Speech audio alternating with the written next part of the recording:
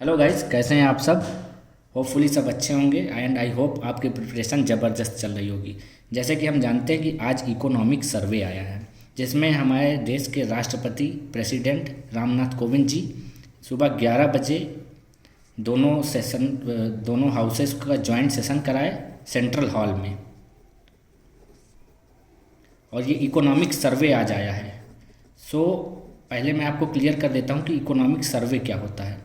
Economic survey वो होता है कि जो गवर्नमेंट ने लास्ट ईयर बजट बनाया था, मतलब जो 2021 और 22 का बजट आया था, उस बजट के अकॉर्डिंग गवर्नमेंट ने क्या क्या खर्च किया और उस खर्च से क्या क्या रिजल्ट आया, वो होता है आपका इकोनॉमिक सर्वे। और इस सर्वे के बाद नेक्स्ट डे इकोनॉमिक बजट आएगा। अब वो बजट आपका कल आएगा। उस बजट में फिर गवर्नमेंट पूरा बजट के बारे में बताएगी कि हम रेल में इतना खर्च करें और हम फिर इंफ्रास्ट्रक्चर में इतना खर्च करेंगे और हम एग्रीकल्चर में इतना खर्च करेंगे। सो अब हम चलते हैं कि आज उन्होंने क्या बताया इकोनॉमिक सर्वे जो हुआ, कि हमने क्या क्या नया चीज़ लाया देश में लास्ट ईयर, तो उसके बारे में बात करते हैं। जैसे कि आप देख सकते हैं मैंने अपने नोट्स में इनको लिख लिया है। तो फर्स्ट ऑफ ऑल हम हेल्थ के बारे में बात करते हैं। ये वीडियो थोड़ा लंबी होगी गाइस, सो हैव पेशेंस और इस वीडियो को पूरी लास्ट तक देखिएगा, शायद आपको कुछ अच्छा मिल सके इसमें, क्योंकि ये मेरे नोट्स हैं और मैं नोट्स को ही आपको बता रहा हूँ। सो पहले हेल्थ की बात करते हैं। तो हेल्थ में उन्होंने बताया कि 64,000 crore rupees PM Ayush Bharat health infrastructure mission में खर्च किया गया, जो कि गुड एग्जाम्पल है हेल्थ इंफ्रास्ट्रक्चर का।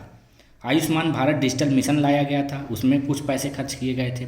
और 66,000 करोड़ रुपीज़ आयुष प्रोडक्ट के एक्सपोर्ट में खर्च किया गया है, जो कि 2014 में था, लेकिन अब 11,000 करोड़ रुपए खर्च किया गया है 2021 में।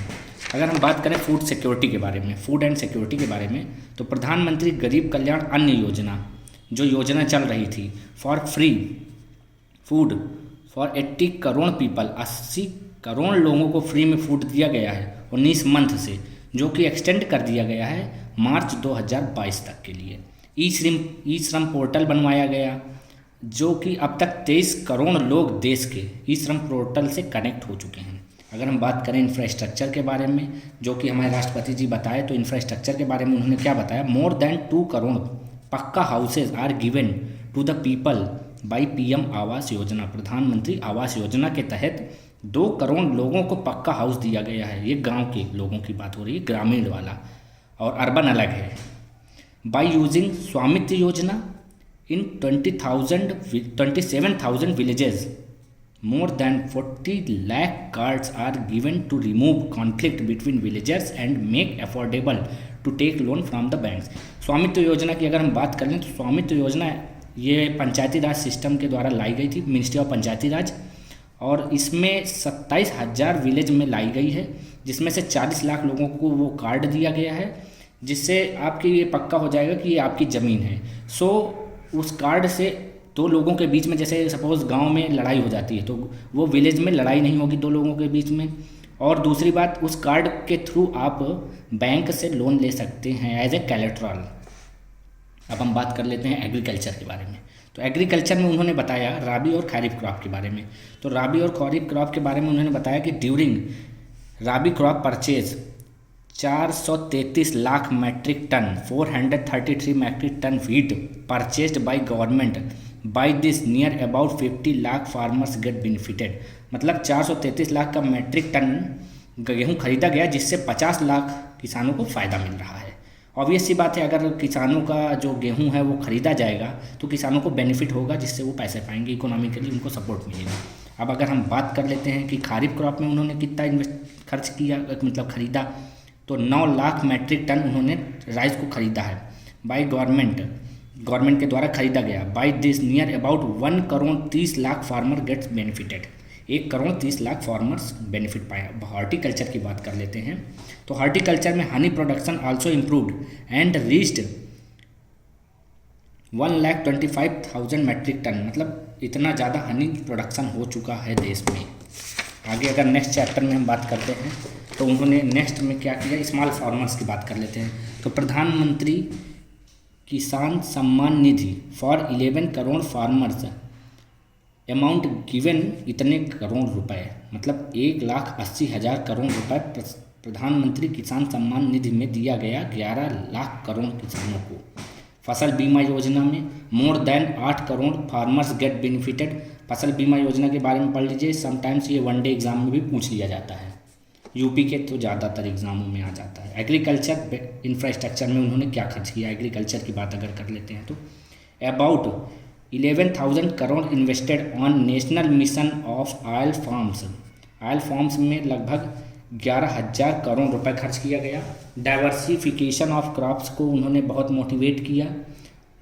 रेन वाटर हार्वेस्टिंग को बहुत मोटिवेट किया है। तो rain water harvesting I think बहुत अच्छा कंसेप्ट भी है, इसको हमको इम्प्लीमेंट भी करना चाहिए। इंटरलिंकिंग रिवर्स को इंटरलिंक करने में बहुत पैसा खर्च किया। वैसे ये अटल बिहारी वाजपेयी जी का भी बहुत बड़ा सपना था। और जैसे कि यहाँ देख रहे हैं आप, 45,000 crore invested in Ken Betwa links in Bundelkhand area of Uttar प्रदेश।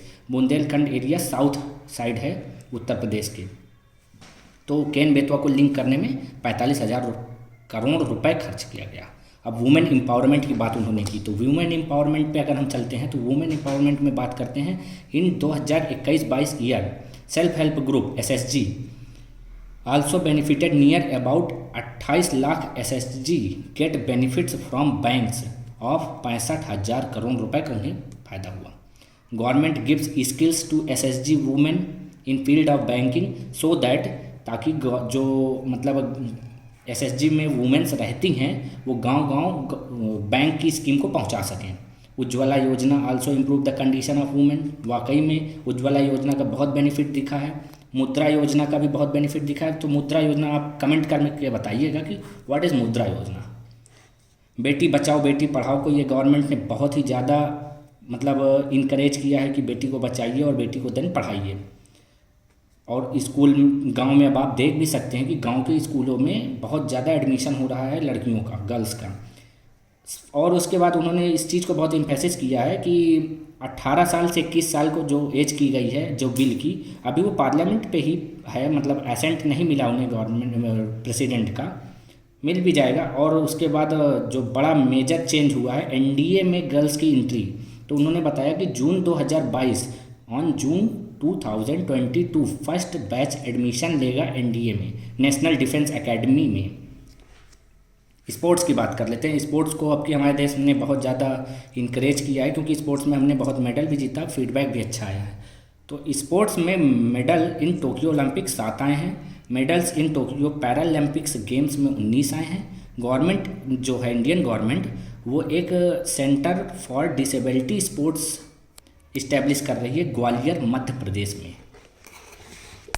अगर हम आगे बात कर लेते हैं साइंस एंड टेक्नोलॉजी, ये थोड़ा बहुत इंपॉर्टेंट हो जाता है PCS के पॉइंट ऑफ व्यू से भी और UPSC के पॉइंट ऑफ व्यू से। सिलेबस में ही है, हमारे GS3 के सिलेबस में है और प्रीलिम्स में भी आता है।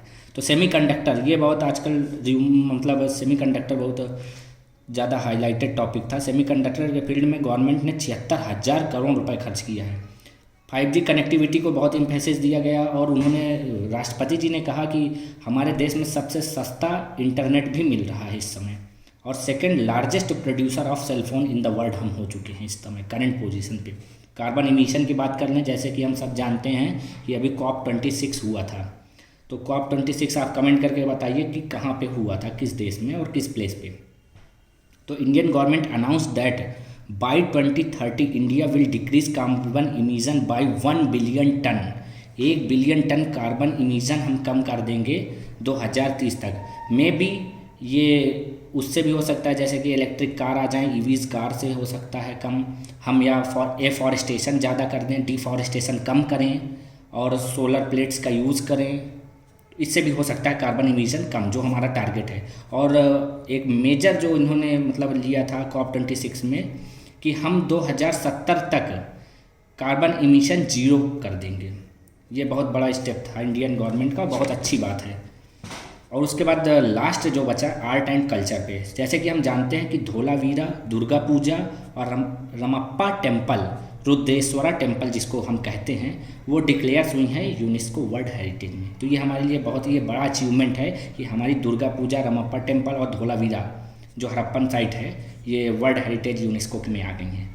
और उन्होंने बताया कि माँ अन्नपूर्णा स्कल्पचर जो थी अभी तक फॉरेन में 100 साल बाद 100 ईयर्स वो इस्टेब्लिश की गई हैं Kashi Vishwanath temple. So guys आपको अगर नहीं पता है तो काशी विश्वनाथ टेम्पल में अभी 20 फुट चौड़ा कॉरिडोर भी नरेंद्र मोदी जी ने गए थे वहाँ पे। और ये काशी विश्वनाथ टेम्पल हमारे वाराणसी उत्तर प्रदेश में इस्टेब्लिश है। स्वदेश दर्शन स्कीम जैसे कि हम जानते हैं कि स्वदेश दर्शन स्कीम भी चली थी सेंट्रल गवर्नमेंट के द्वारा, और एक स्कीम चलाई गई थी दिल्ली गवर्नमेंट के द्वारा। आप कमेंट करके बताइए कि वो कौन सी स्कीम थी। ये आज के इकोनॉमिक सर्वे का मैंने मतलब बना लिया। अगर आप चाहें तो इसका मैं PDF भी डाल दूंगा, चाहेंगे क्या मैं डाल ही दूंगा, और आप इस PDF को डाउनलोड कर लें और थोड़ा रिवीजन भी कर लें। अगर आपको ये वीडियो अच्छी लगी हो तो लाइक कर दें और अपने फ्रेंड्स को भी बताएं कि इकोनॉमिक सर्वे क्या होता है, कैसे होता है। और थैंक यू सो मच।